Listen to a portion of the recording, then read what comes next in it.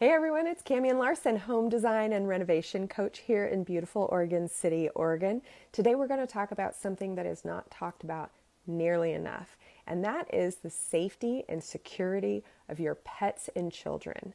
So on construction sites, when you've got guys coming in and out constantly, and there's all kinds of dust and materials and chemicals and all this noises, your pets get stressed out. They need to know where their safe spot is, and we need to not worry about them getting out if they're not supposed to.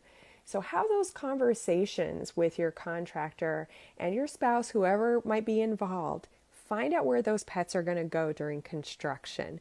We want them to be safe, and you do too. Next, let's talk about kids, little ones. It's pretty much never safe to let little ones walk around on a really active construction site.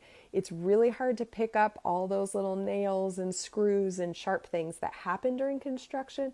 Yeah, everybody should be cleaning up after themselves, and they should be sweeping and keeping an eye out for all that kind of stuff. But things happen. It's an active job site.